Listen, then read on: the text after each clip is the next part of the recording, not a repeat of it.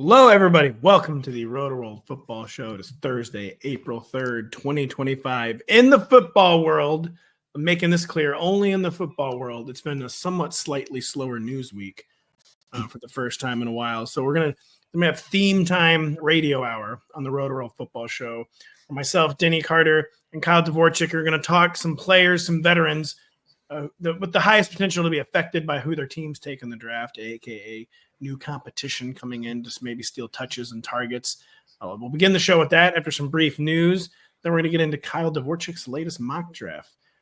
He's done the right thing. He's a Patriot, Jeanty to the Raiders, but he's buying into the Shedeur slide. We don't like that, folks. Shadeur is being treated very unfairly. Then we're going to get into T-Mac, Tet McMillan. Is he still ultimately the wide receiver one? Who's the most likely wide receiver two? Omarion Hampton, things of that nature. We have Geno Smith extension to begin the show. Rashee Rice expected to be ready for training camp, but big news to start the show. We had to start with this. No choice but to go with new QB1 in Dallas, Joe Milton. What do you guys think? No, let's get it done.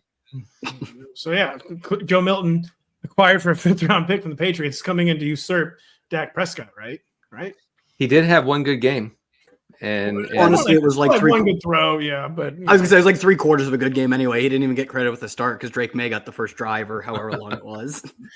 Denny, what's the deal with Joe Milton? He's got a big arm or something. Why did they? I mean, crazy arm, like world historic sort of arm. I remember seeing him throw the ball around with someone at the combine. I think just like casually, like. Someone was like, "Hey, Joe, throw me a fastball," and he just like easily almost knocked the guy over with. Yeah. I mean, I've actually never seen like such steam on a football. So yes, big arm. He had a good game last year in Week 18 against the Bills. I actually blurbed about it yesterday, and I looked strongly into it. And buddy, he lit the EPA machine on fire that day. That thing was going burr. Very sad. Yet another computer finds its way to the trash. And as you posted, Pat, Mike Vrabel saw this and said, "No, thanks. I'm good. Yeah. I'm good. I don't want to actually try to figure this out. So we're gonna just trade him to Dallas." Yeah, Mike Vrabel. That really is a genuine opinion from mine. Is he got nervous at seeing one potentially cool player. Like, no, I can't. No. We're not going to do anything fun here. We're going to continue what I did with the Titans. And you look at Malik Willis. Malik Willis was not even allowed to throw when he had to step in and start a couple games for Mike Vrabel. He goes to Green Bay and is instantly like the most efficient quarterback in the league. Yeah, I'm still trying to figure that one out. Okay, so better than Jordan Love easily.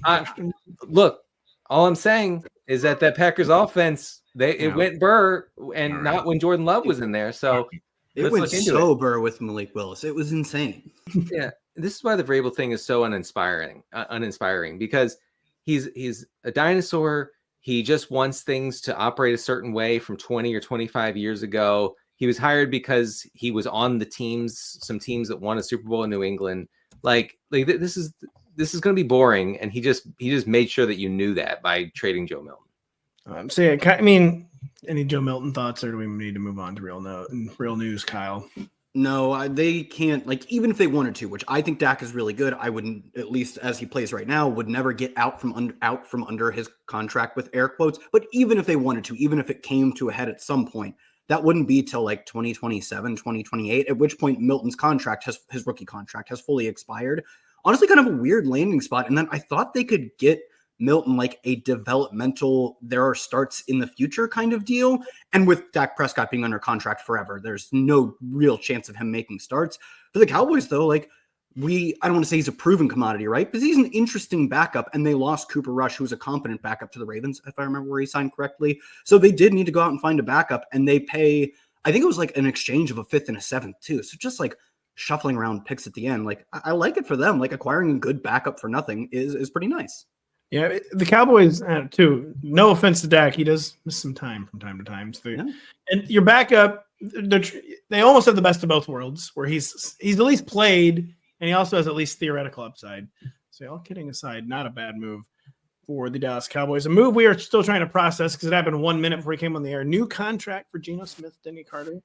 Do we even have thoughts on this, really? Because it doesn't really change anything. It was always the expectation too. That's the reason. It's the reason he didn't stay in Seattle, is that he wanted what I thought would be a longer term deal. They added 2 years on to the end of his current deal, which was only 1 year remaining, and it netted him, I think, $66.5 million extra guaranteed, up to $88.5 million, if I remember the details, which are still coming out correctly, are still coming out. So I like you said, there's really not much that changes, both in the short term in that he was always going to be the starter, and in the long term in that we kind of always expected him to get a new contract once we found out he was being traded.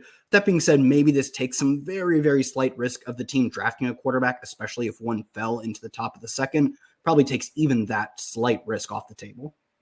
Denny, thoughts on Geno? Have we spilled all of our Geno tea over the past few months here already? The Raiders wanted to lock in their guy, and all the analytics nerds love it. They're just love it. The Raiders are the new analytics team. They are. Yeah, I forgot you were getting canceled for that one over and over and over again.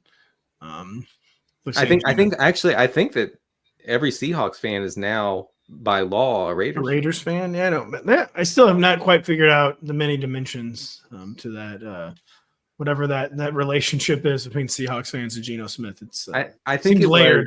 I think it was, we don't really care about the team, we care about Geno. So that's what it seems to be. No reason Drew for the team anymore. Geno doesn't really change anything. Gotta say more money than I'd give Geno, but that's all right. We know, Pat, and you didn't have to say that. But you're a hater, so yeah, I know. I've been a Geno hater for a while, and one of these years I'll be right.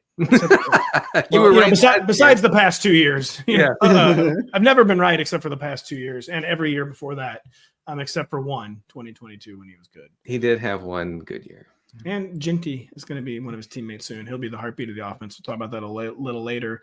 So the only real news item this week, this may be new information. Rashee Rice reportedly expected to be ready for training camp.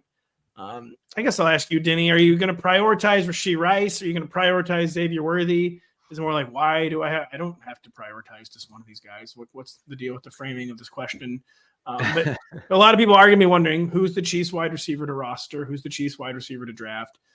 We're not really counting Marquise Brown right now. Yeah. Xavier Worthy, Rashee Rice. What do you think?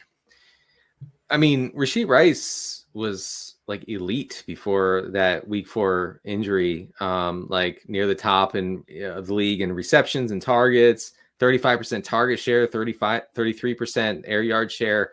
And this is for a guy who wasn't really targeted downfield at all. He was just gobbling up air yards over the middle. 50% route rate from the slot. So you would think that, Xavier Worthy's role would be impacted pretty heavily here. If you have Worthy and Rice healthy, it's over for Kelsey. I don't know what else to say there. I mean, the guy's just going to be a third wheel behind those two. What are your thoughts, Kyle? You're the Zoomer. Denny and I are not. These are both young receivers. We should probably defer to your logic between Rashee Rice and Xavier Worthy. Yeah, I mean, Denny pointed out that both last year and in his rookie year, Rice was special. He had, I think, the second best season in terms of the past 10 or so years, basically, when we have good PFF data in terms of yards after the catch.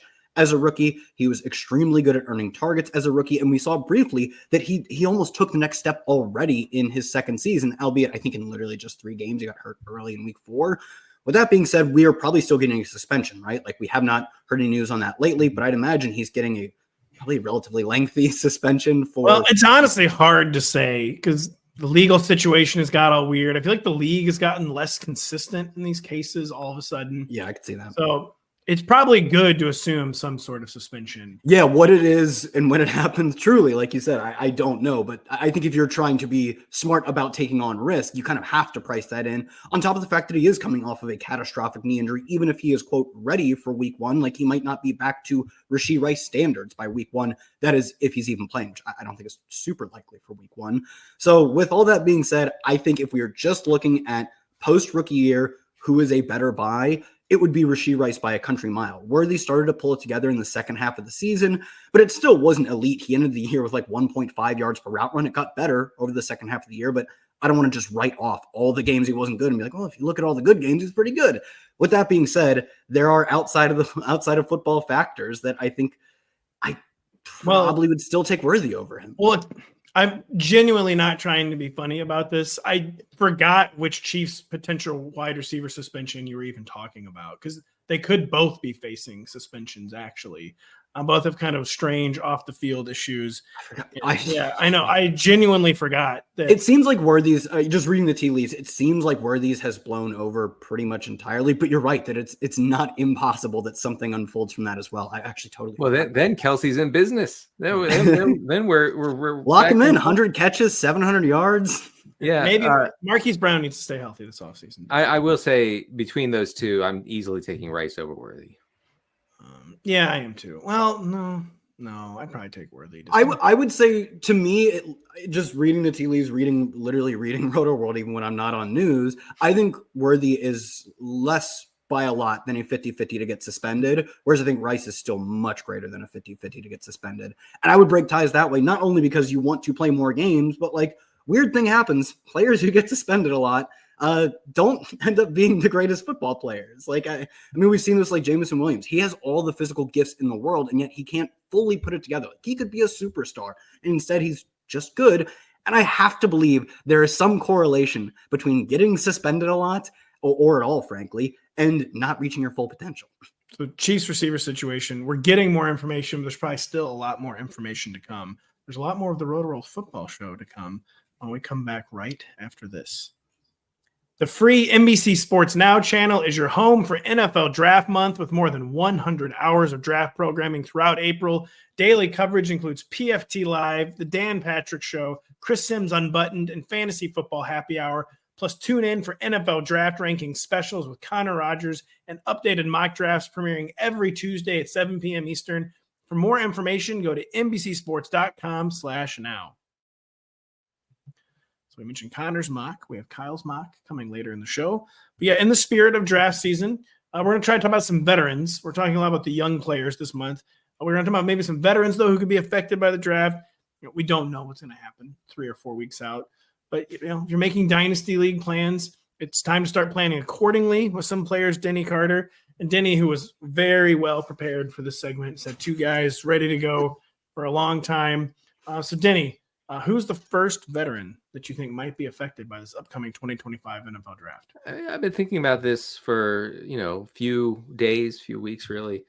Jaylen Warren, because, folks, we have a report from The Athletic that says the Steelers are looking powerfully into drafting a running back, perhaps, in the upcoming NFL draft. They have met with Travion Henderson, and Quinshon Judkins of Ohio State, Kyle's guys, along with Dylan Sampson of Tennessee. So wrecked on NCAA 25 for me last year. There you go. Yep. I was going to say, you could just say that about Tennessee's offense. Like, literally any player on Tennessee's offense, like crush. They wrecked. Crush I won NCAA. I won the Natty. Sorry, Denny. And it's been true for like 3 years. So basically what you would have there was, Warren plus Kenneth Gainwell taking maybe some pass catching duties, plus a rookie maybe eating into early down. Like, I don't know where Jaylen Warren's piece of the pie comes in. I don't know. And also Tomlin is over the moon for Gainwell. This guy talks about Gainwell. Are you kidding?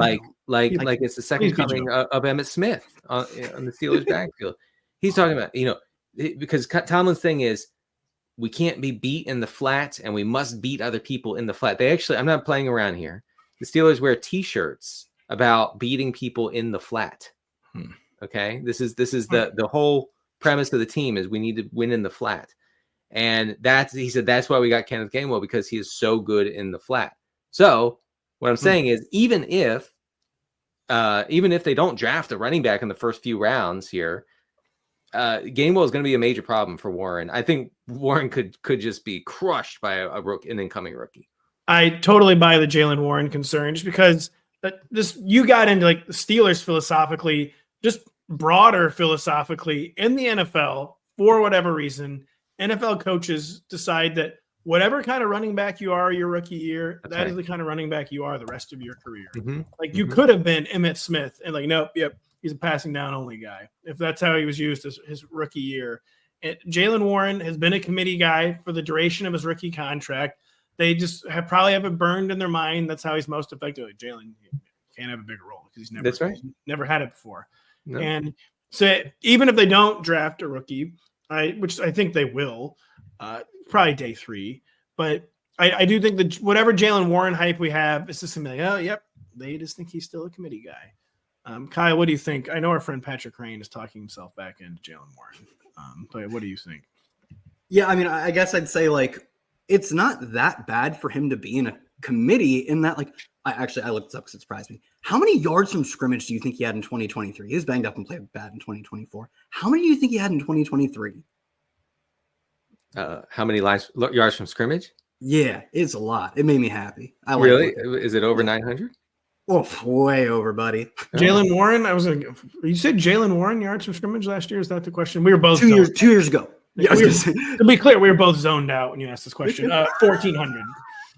Not quite 1,400, just a little shy of 1,200. Oh. Like, if he just goes back to a 200 touch, 1,200 yard from scrimmage player, it's an absolute smash. I'd love to take that guy as like my RB4 or 5. And right now, he can afford to have a running back drafted and still get to that role because he was playing with Najee Harris that year. And I do think they're drafting a running back. I think they're taking an early down between the tackle player. They've had that guy for every year of Jaylen Warren's career, and he has 1 year of really, surpassing the expectations of just a committee back in terms of his overall production. So I'm still going to be in with the expectation that I agree. He has been typecast as, at best, a specialist plus, a 1B type, but I think it's just like not every player you have on your fantasy roster has to have the upside of 300 touches. 210 touches and 1,200 yards from scrimmage would be perfectly fine for most fantasy rosters at the right price. And I think it will come at the right price for Warren. You still sound Crane pilled. And by the way, how dare you assume that we weren't zoned out? I should have scanned your guys' faces a little bit first. Okay, Pat looks just a little too blank right now. Denny's drooling, Pat's staring off. No, let's skip this. Let's skip this throwing it back question. Yeah, let's skip through it. We are going to throw it right back to you, Kyle, because who is your first veteran player that you're afraid may be affected by the upcoming NFL draft? It's James Cook, and it's not as a measure of talent, because I really do think he's one of the 10-ish best running backs in the NFL, especially when you just look at his between the tackles work, his ability to punch in touchdowns. Like, he does all the things you want from a running back.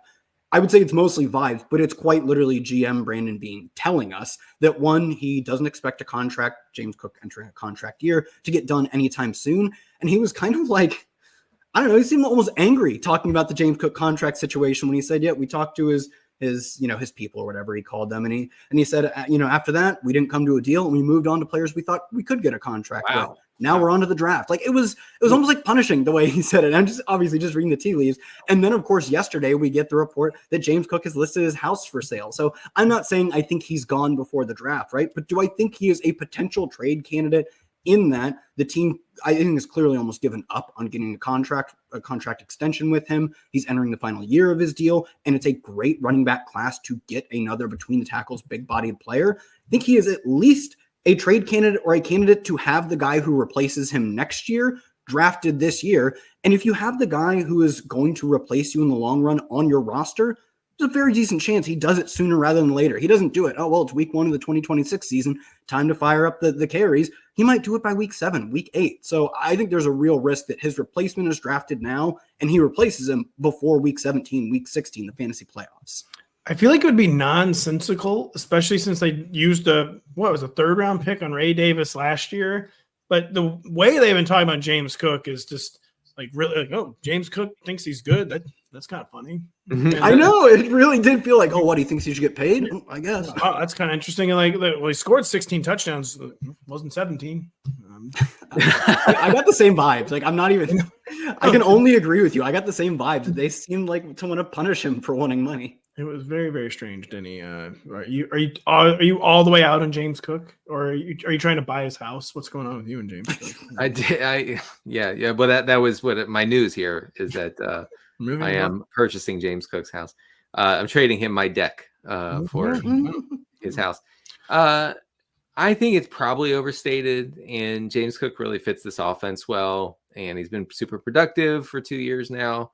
So I know he didn't score many touchdowns a couple years ago, and that sort of bounced back last year. I feel like overthinking it too much. And that probably the whole GM thing was probably because they had like a terse, like, they'd probably just had like a bad phone call. Yeah. And they were like, well, fine, we're not doing it then. And whatever. I mean, if I remember correctly, Dalvin Cook also drove a hard bargain. So maybe he did. That's true. Maybe he did. He was a classic hold in, I believe, till late in training camp.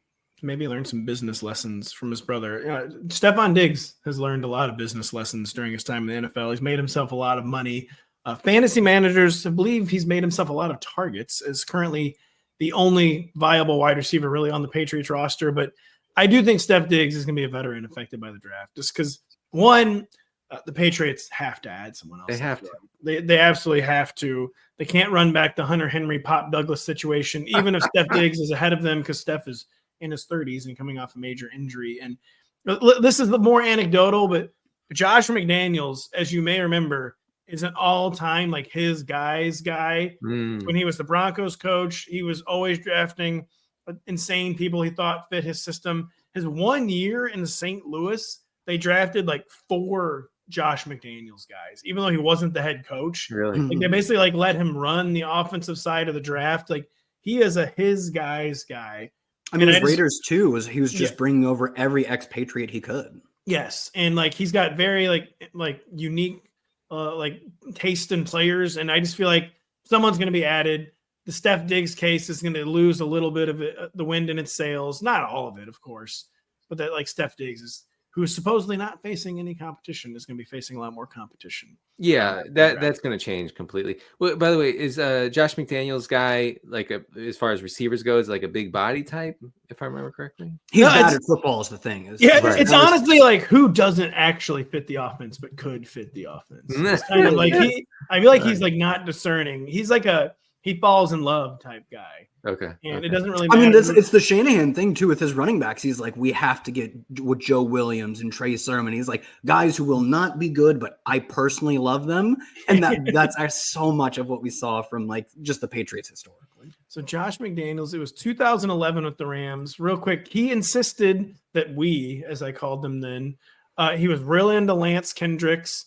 He was really into Austin Pettis. Wow. He was really into Greg Salas. Like these were all guys. They were like the whole media. The next summer, like these are McDaniels guys. Like they're all really good. Like this is gonna be amazing. And yeah, our producer is wowing at the Lance Kendricks reference. Lance Kendricks is amazing. I can't type Adam's follow-up message to the Lance Kendricks name drop, but yeah, like McDaniels, he's got very particular taste in players, and they're all bad.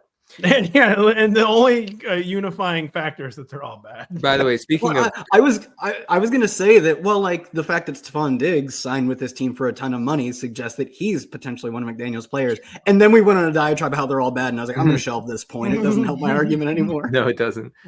Just real quick on the subject of Shanahan being in love with players, which we know that's what he does. I saw him talking about Mac Jones the other day. And buddy, if you're Brock Purdy, you better not play poorly for 1 quarter this coming year. Well, he's never done that before, so my guy Mac is ready to roll in that offense, and Shanahan is ready to do it. I'm telling you. Everyone hates this word. It's one of the most overused words the past 10 years. But the absolute gaslighting from Kyle Shanahan and that I never wanted Mac. That was totally like, all right, well, let's see if you can't sign him the second, and he did. The second he became a free agent, you signed him. And then he was like, I'm excited to get him working in our system, and like I can't wait to see him work. And I'm telling you, there is going to be a controversy this season between what happened? Like, how did the Trey Lance thing happen? I don't know. What happened? Everyone knew Mac Jones was his guy. What happened? I guess they just went with the spreadsheet, and they were just like, the spreadsheet says Trey Lance is good, and he wasn't nearly an NFL caliber quarterback. That's one of the most fascinating NFL counterfactuals ever, that everyone on planet Earth knew that they wanted a Mac Jones. Producer Adam saying, well, maybe Adam Peters, maybe the front office overruled him. No one can overrule Kyle Shanahan. And Shanahan was miserable that the night of the draft. He was miserable. He was like, I can't believe we just did this. I do feel like I guess someone did overrule him. Because it couldn't have been Shanahan. Yeah. We know empirically for a fact that he wanted Mac Jones. So someone had to overrule him. I mean, like, that's something he's going to look back on his grave and be like, imagine how many Super Bowls we could have lost as he looks at all the Super Bowls he lost. Wow. Very, very dark. So Denny said the spreadsheet must have said Trey Lance is good. Denny, what does your spreadsheet say on the second veteran who's going to be affected by the draft? My spreadsheet says it's over for Cooper Kupp if the Seahawks invest heavily at wide receiver. Actually, I'm sorry to jump ahead a little bit with Kyle's great little mock draft here, but Kyle actually has the Seahawks taking Matthew Golden. Wait, where is it? Yes, Matthew Golden. That's correct. You got it. Out of Texas. I scrolled down. I couldn't find it. And, look, I understand Golden would not take anything close to the role of a Cooper Kupp, downfield guy, speedy guy. But, okay, where does Kupp come into play? If JSN is operating in the short and intermediate areas and Golden is going downfield, I don't know where Kupp's role is at all. So, drafting him as like a wide receiver 3 right now seems kind of, I don't know, ambitious. I don't know if he can even be relevant in like 12-team leagues if this happens. I completely agree. And Cooper Kupp's like, you probably shouldn't need any more reasons not to draft him, in my humble opinion, but you're probably going to get one anyway. I completely agree on any reason to fade Cooper Kupp. Kyle, any reason to fade this next guy that we all really love in fantasy? Why are you worried about him? There's nothing to worry about with this one. Why are you worried? Stop. It's Chase Brown. And it is Chase Brown who we as in Pat and I, then he didn't draft fun players last year. Pat and I had a lot of fun drafting. And then it was pretty not fun, honestly, for like a month and a half where he was so much like, I don't even say he was better than Zach Moss. He barely got to play. And it was Zach Moss was so bad that we're like, please try anything else. Finally, they start to try something else. Zach Moss ends up getting hurt. And it goes, I would say, extremely well from a fantasy perspective. It was just solid, though, in terms of what he actually brought to the NFL side of things. He was right around 20th in yards after contact per attempt, right around 20th in rush yards over expected. He was an average starter who got an elite fantasy role, and that results in elite fantasy production typically. But he's a former day 3 pick who only has Samaje Perine and Zach Moss, who the team has just completely forgotten about. We had Zach Taylor talking about a 1-2 punch in their backfield, which did not include Zach Moss, who could just end up getting cut after the draft. If you have Perine and he's like a 5th round pick, if I remember correctly, Chase Brown, who's good, but not great, far from it. If you have that and it's a deep running back class, I can very much see how they go and spend seems like not a lot, a 4th round pick, right? And that 4th round pick ends up being a hit in the way that Bucky Irving was, where it took him a while to come on, but he ended up eating into the role of the starter. Or Tyrone Tracy is another example. It takes a while, but slowly the younger player, the player who the team more recently invested in, chips away at the role. By week 17, Devin Singletary and Rashad White are unplayable for fantasy purposes, especially in this kind of deep class. I think there's a good bit of risk with Chase Brown just in terms of how little the team currently has invested at running back. Denny has to jump in here because no one was more invested in Chase Brown's small 20. Oh, it's true. He was the one 2023 small sample ever. Size than Denny. Yeah, Denny was. I drafted a lot of Chase Brown despite saying it's just going to be Moss. Who cares? I'm sorry about that one. You actually did draft one fun player, and I did, and it paid off. It paid off. It won me. It won me a league. Denny, do you think there's a lesson to be learned from this situation? Yeah, I should simply draft fun players like Jaylen Warren, who was fun. Yep. And that's why there's another Spirit Halloween, even though it's April, going up in Denny's back. It's never too early. Who is buying their costume on April 3rd? And plus, there's already a Spirit Halloween here. Why did you need the 3rd one? There are 75 teenagers in my backyard right now. I have no idea why. Do they sell different items at the 3 different Spirit Halloweens? No, it's the same. It's totally mind-boggling. It's totally mind-boggling that people think the Packers aren't going to draft a wide receiver, because I think we all kind of know the Packers wide receivers are going to be an affected group of veterans. It's a little more difficult to guarantee because the Packers are not top 20. I know that part of the receiver board's a little up in the air, but I feel like the Packers, for the first time, I think it was since 2002, are a pretty good bet to use a first-round pick on a wide receiver. And everyone in the organization is pining for a receiver. And it just seems like someone is joining this really jumbled group of receivers, and their fantasy values are going to change. What do you guys think? I mean, it has to happen. They have to bring in somebody. They can't just go with this quartet of mid receivers again. Or can they, is what I posit to you. Especially like if they just want to keep pounding the rock and they're like, this is our offense now. Jordan Love hands the ball off 20 times a game, and he's good when he throws it the 10 times a game they let him throw it. That's probably a reason that you say, like, well, it's not invest in wide receiver. I hope they do not play that style of football this coming year, and I hope they do invest in wide receiver because Jordan Love's awesome. He should be a guy who gets thrown 40 times a game. He's also willing to push the ball downfield, willing to throw into tight windows, and really good at those things. That's a guy I want to see throw the football more. With that being said, I don't know if that's their plan going forward. And I think if you tell yourselves we're a run-first, defense-oriented team, we just have the ensemble cast of wide receivers, and that's good enough for us. Especially like you said, Pat, it is a tricky part of the board figuring out if you want to go receiver in that spot, and they have other needs to fill too. So I don't think they're a guarantee to take a first-round wide receiver. I'd bet against that. I do think deeper into the draft, especially with Christian Watson, like probably missing most, if not all, of the 2025 season, I think they're probably a good bet to day 2 take a wide receiver. No one has ever taken more day 2 wide receivers than this current iteration of the Green Bay Packers front office. And sure, it's never ever worked. Right. It might work for them this I mean, time. I was gonna say it's kind of worked. They've gotten Monte 10 years ago or 11 years. Well, I mean, I think it's worked with like even Dobbs and Reed, who are like fine role players. If you can find a good role player with pick 95 That's or whatever, true. like they just haven't hit the home run, right? Some team gets Puka in the 5th round, and you're like, you feel bad about your Jaden Reed, but Jaden Reed's good. Last year, he was top 20 in yards after the catch. He's top 20 in yards per out run. He's good. I don't think he's great. Claiming Jaden Reed's good. Interesting. Oh, come on. Let me have this one, please. The problem from, because we fantasy and bio, obviously all of us, but Of course. the Packers never throw the ball. So it's like, even if Reed's good, we don't care because It doesn't amount to anything. That's a bigger issue, yeah. It is. What do you win when you win? Doesn't matter at all. We're gonna have more draft takes that do matter a lot when we come right back after this. The world's top female amateurs compete on golf's sacred grounds, Augusta National Golf Club. Watch Saturday at noon Eastern on NBC Golf Channel and streaming on Peacock. It's the Augusta National Women's Amateur.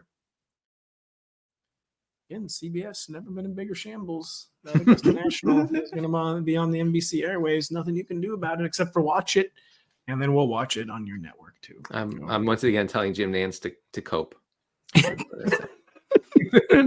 And you know what Jim Nance is saying to you, Denny, is get blurrier. Am I blurry? Yeah, you've been very blurry. You're being censored. You're being pixelated. Nance just texted you, get blurry. And you did. It was actually Romo, unfortunately. Telling Denny to get blurry. Nothing blurry about these bold Kyle Dvorchak draft takes. He's got a new mock draft out on the website. A lot of interesting stuff. Not everything has changed from the last time. First thing I wanted to ask you about, Kyle, is you are ordering the Ashton Jeanty code red to the Las Vegas Raiders at number 6. What have you kind of heard about this? And we are into this, right? This does seem like a very good fit for Mr. Jeanty at number 6 to Vegas. Yeah, I mean, this seems to be, I'd say maybe the second, I guess at this point, Cam Ward is a lock to go first, maybe the second or third most chalk pick of any mock draft. And it's like Jags taking defensive tackles, maybe the second most chalk pick. It does seem like all the pieces are there for this team who has an extreme run-oriented head coach in Pete Carroll and an extremely run-focused offensive coordinator. He plays fast, he plays fun, but ultimately does just want to spread defenses out with the speed and the looks and then gash them up the middle with his run game in Chip Kelly. And now they have the perfect running back for that in a year where everyone's like, we'll give you a pass for taking a running back 6 overall. Like everyone just like completely given up on positional value this year because it's a pretty weak class. So they're going to be able to get away with it organizationally, and it is going to work in that he would absolutely crush. He really would. They have no running back competition. They want to run the football. Kelly has a good running scheme. How dare you say Sincere McCormick's not competition, but I digress. I mean, I said the same of Raheem Mostert. I'll say it again. I think he's on this roster, if I remember correctly. Is Mostert on the Raiders? I'm Sounds like something that happened. Really, that happened. No way to find out. There's no way. Yeah, no, there's no way to find out. Like, not that it matters. So, producer Adam somehow found out. I don't know. He's on the Raiders. And I was right. So all the touches are available. He's an extremely good receiver when his team chooses to use him that way. And this is a Raiders team that doesn't have a ton of targets. They have, Brock Bowers is awesome, like a true number 1 wide receiver, essentially. And like role player Jacoby Myers. And that's really it. So I think they can throw him the football. They will run the football a lot. And I bet on them to do it effectively. So yeah, smash fantasy spot and one of the more probable outcomes in terms of the actual draft. Curious that a team that just gave its veteran quarterback a massive extension that all of us agree is amazing, and none of us poked holes in whatsoever, would take a running back at number 6, Denny. But this does. I just want this to happen because it is nice to have a few like certain quote unquote picks hitting in the draft, so you can start planning. And we want our super talented young players to get the ball. It seems like it would be very, very difficult for Ashton Jeanty to not get the ball a million times with the Raiders. It would be. I mean, what if they're bad? What if they're like really bad? You don't have to say what if they're bad. They're going to be bad. Yeah, I It's was gonna never say, mattered they'll for be Pete all in the right. past, though. They actually will be all right. And that's never mattered. Pete's running the ball. Yeah, that's true. Yeah, I think Chip Kelly, the Carroll factor, the fact that they're going to spend so much draft capital on Jeanty, I would guess that he'll just get the ball when they're down 14-0 in the third quarter. It doesn't matter. Also true. Yeah, they can still be bad. Yeah. What was the question? Sorry. Now, is that you answered the question, Yeah. and now my next question is to Kyle. We have Shadeur Sanders sliding not out of the first round, but way out of the top 10 to a team where he used to be mocked in the top 10, the New York Giants. But Kyle, I take it you think the Shadeur Sanders slide is getting real. I mean, how confident are you in this? How are we feeling about Shedeur, whose stock, which we know is a fake thing. Like, there's no such thing as draft stock, really, when you get down to it. But his public draft stock is faltering quite a bit. You buy into it? Yeah, I do think that it's not just one person. It's basically all of the big draft nicks, the big mock draft predictors have started to have him fall. We got him as high as number 1 really early in the process, and still recently we're seeing him number 2 of the Browns. But it seems like organizationally, the Browns think they can survive a bad year. I don't actually know if that's true, but all the rumblings seem to be that they don't think they're in this press to win right now sort of mode. And maybe they have veteran options after the draft, like a Kirk Cousins. I do have them moving up to get a quarterback, very similar to the Giants, but I don't think they're pressed to like the Giants are. But the Giants, all their moves in terms of signing 2 veteran bridge options suggest that they think that maybe the best path for them is to not gamble on a quarterback who they don't think can turn them around right away, is instead to like limp to the Daniel Jones type of playoff. They actually won a game, but limp into the playoffs with a weak veteran quarterback, probably Russell Wilson, maybe Jameis Winston. And you can sort of help that narrative by drafting both potentially the best cornerback and the best wide receiver in Travis Hunter, which is what I have them doing at 3. I would say I'd put the odds of Shedeur going top 3 at like 30 or 25%, which is still very live, but it's just, I don't think it's dead at all. But I do think, especially once he falls past like the Saints, who I believe have pick 9, then the slide becomes very real, where there's just not a ton of teams picking in the teens into the early 20s who need a quarterback. And also, this teams that he's not good enough where there's a team who might not need a quarterback. Like, man, we weren't planning to take a quarterback, but we can get our quarterback in the future. Yeah, I just don't think he'll be viewed that way. So I do agree that if someone's not desperate enough in the top 10, he will slide. Denny really wanted to get something in there. What is it, Mr. Denny? I mean, Shedeur Sanders has already told us that he's not going top 10 because he's not going to be at the draft. He's not, but Shedeur is a savvy young marketer. I think it honestly might have more to do with like marketing opportunities. He's getting the Twitch stream fired up at 7 p.m. draft night. And like that thing is getting 30,000 viewers or something. More than that. 30,000. No, you're probably right. Concurrent, concurrent. I don't know. I think, the team meetings with him have not gone well, reportedly. So I would guess that he's kind of consigned to going well outside the top 10. Well, Denny doesn't think Shedeur is good. He doesn't think Travis Hunter is good. And he's going to write an article about that and talk about it on the show next week. I don't think he's really. You don't think he's good? Wait, can I get a quick preview of this? No quick previews. Denny's going to talk about it next week. Other than he doesn't think it's good. It'll be no fun. Quick previews because we have more draft topics to get to. And you still think Mr. McMillan, who apparently does not like to be called Tet. How do you say his first name? Obviously, I should already know. Tetairoa, Mr. McMillan. He wants to be called T-Mac. T-Mac, come on. It's pretty bad. The Zoomers don't remember Tracy McGrady. No, they don't. I know who he is, but I honestly don't. Wow. Sorry. Wow. He would occasionally go off for 70 points. He would. T-Mac would average like 32-1 a few years, and some years he would score 79 points for some reason. T-Mac was there. Never good, but yeah, T-Mac was there to do one thing: shoot the ball, never pass, never rebound, never box out. No, anyway. no. Tracy McGrady never once passed the ball. And producer Adam's going to send you some highlights, and they are insane. Like, Yeah. I don't know if I've ever seen more like tomahawk dunks I in know. an actual game environment than Tracy McGrady. Extremely unique player. Tetairoa McMillan hopes he's a unique player, but people are debating if he's still the clear-cut wide receiver one. Kyle, it seems like a lot of debate on McMillan this week. Are you still buying him as ultimately the wide receiver one? So if I had to bet and I was getting even money on everyone, I would take T-Mac. Also, the two syllables doesn't T-Mac really work. McMillan. Really Yeah, well. it's T-Mac awful. McMillan.